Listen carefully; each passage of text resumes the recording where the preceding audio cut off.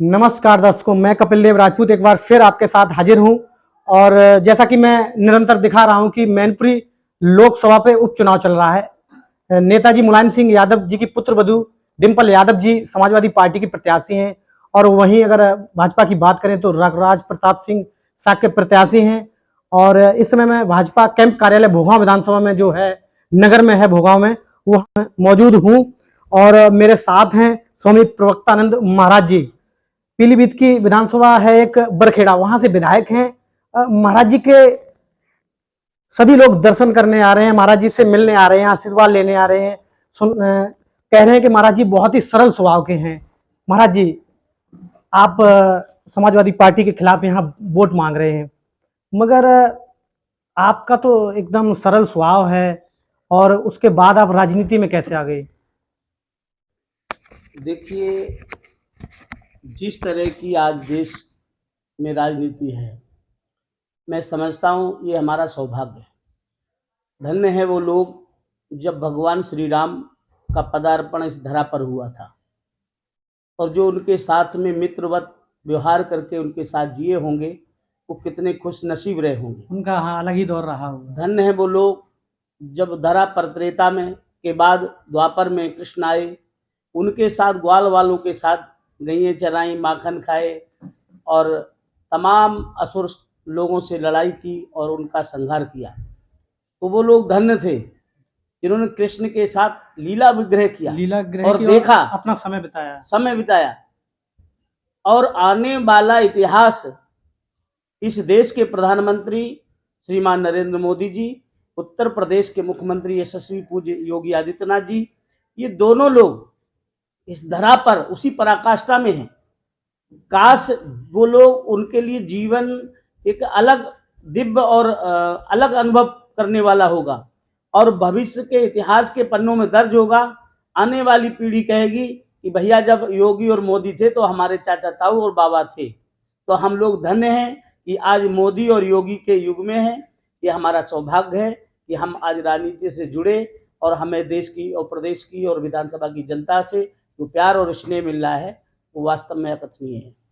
महाराज जी, अब पीलीभीत जनपद से हैं, बरेली मंडल में सर्वाधिक वोटों से अगर किसी की जीत हुई थी तो वो आपकी हुई थी। महाराज जी, मैंने सिस्टम देखा है, सिस्टम में बैठे लोग कुछ ऐसे हैं जो सीधी भाषा नहीं समझते। आपका जनता दरबार लगता होगा, जहाँ भी आप रहते हैं, आश्रम है, कहीं भी रहते हो, तो अधिकारियों के लिए भाषा तो वो आपकी सरल भाषा से मान जाते हैं। अधिकारी जो सिस्टम है उसे हैंडल कैसे करते हैं जब आप जनता दरबार लगाते हैं तब? देखिए, विधानसभा 128 बरखेड़ा की देवतुल ईमानदार जनता है, जिन्होंने मेरे स्वभाव पर वोट दिया और मेरी कार्यशैली पर दिया। मेरी कार्यशैली में गरीब बेटियों की शादी करवाना, गरीब विधवा बेसहारा माताओं को वस्त्र दान करना, किसी गरीब के घर में आग लग जाए तो पूरे परिवार को राशन कपड़े लेके पहुंच जाना, रात्रि में कोई सो रहा है और कंबल नहीं है, हम रात्रि के 12, 1, 1, 2 बजे तक मैं घूमता हूं विधानसभा में, जहां जो मिल गया वहीं उड़ा दिया, और बिना कोई परिचय के, कोई ये नहीं कि हमारा नाम बताए, कोई इस तरह की कोई शैली नहीं। तो ये कहीं न कहीं एक सेवा भाव लोगों में लगता है। और रही बात अधिकारियों की, तो अधिकारी हमारे प्रशासन के, तंत्र के, नौकरशाही के लिए काम करते हैं, और जनता हमारी राजा बनाने वाली है। तो जनता जो है देवतुल्य भगवान के समान है, जो दूसरों को ज़मीन से उठाकर आसमान पर पहुँचाने का काम करती है। तो मैं जनता के लिए देवताओं के समान मानता हूँ, और मैं जब तक जीऊँगा इस देवतुल्य जनता के लिए, चाहे वो अपनी विधानसभा की हो या बाहर की हो, चाहे आस-पास गाँव की हो, हम सबके लिए एक भगवान के रूप में देखते हैं, और भगवान समझकर उनकी सेवा करते हैं। क्योंकि अगर कोई भी व्यक्ति भगवान को जीता जाता, भगवान को देखना चाहता है, तो गरीबों के अंदर देखना चाहिए, क्योंकि गरीबों की जो दुआएं होती हैं वो बहुत आगे ले जाती हैं। उन्हीं के अंदर भगवान बैठकर लोगों के लिए दुआएं देता है, और जो उनके दिल को दुखाता है, उनको कुचलता है, तो आने वाले समय में उसका पतन होता है। आने वाले समय में उसका पतन होता है। अगर राजनीति से जोड़ के देखा जाए तो एक समय ऐसा उत्तर प्रदेश की राजनीति में एक समय ऐसा रहा है जब बसपा और भाजपा साथ साथ आए थे। बाबूजी कल्याण सिंह ने अपना समर्थन दिया था और बसपा की सरकार बनी थी।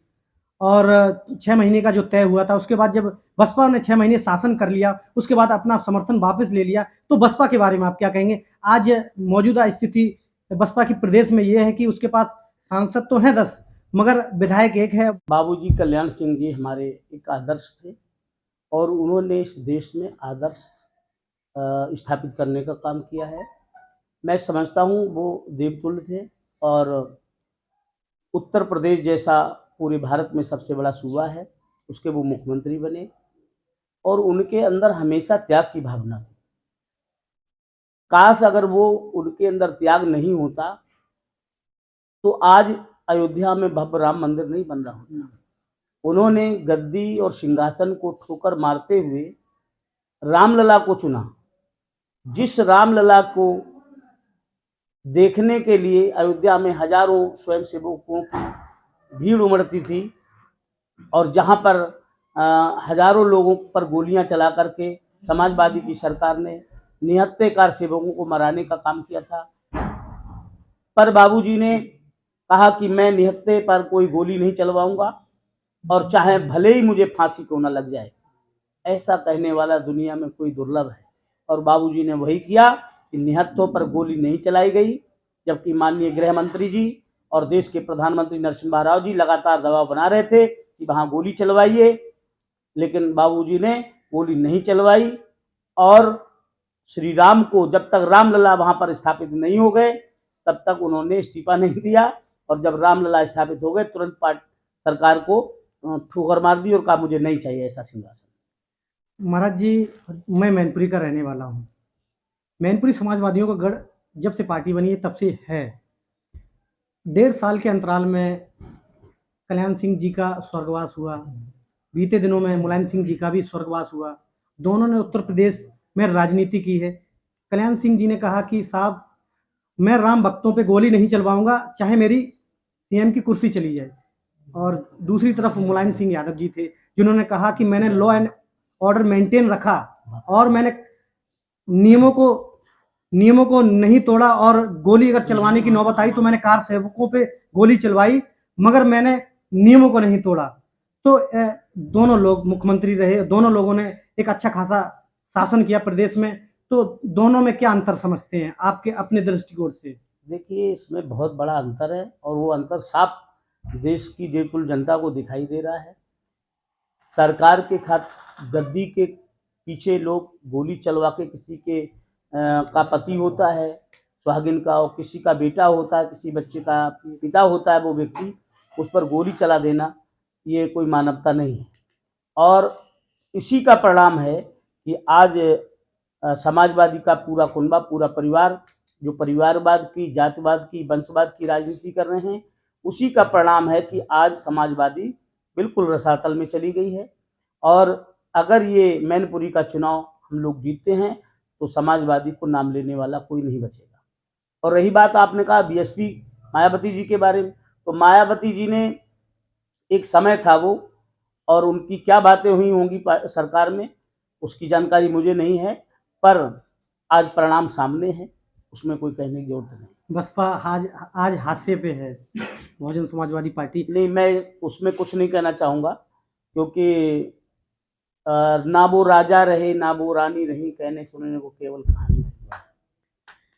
गुलाम अली जी का एक शेर है कि किसी से जुदा होना अगर आसान होता, किसी से जुदा होना अगर आसान होता तो जिस्म से रूह को लेने कभी फरिश्ते नहीं आते। यहाँ समाजवादी लोग कह रहे हैं कि साहब रग रग में, मैनपुरी की जनता की रग रग में मुलायम सिंह यादव नेताजी वास करते हैं और ये चुनाव नहीं, ये नेताजी को सच्ची श्रद्धांजलि देने का चुनाव है। इस पे आप क्या कहेंगे? हाँ, श्रद्धांजलि तो दी जाएगी नेताजी को, लेकिन श्रद्धांजलि सीट जिताकर नहीं दी जाएगी। सीट तो भारतीय जनता पार्टी जीतेगी यहाँ की, क्योंकि यहाँ मैनपुरी जनपद की जनता एक बात अच्छे से समझ गई है कि एक तरफ से महारानी जी चुनाव लड़ रही है और एक तरफ किसान का बेटा, गरीब किसान का बेटा चुनाव लड़ रहा है।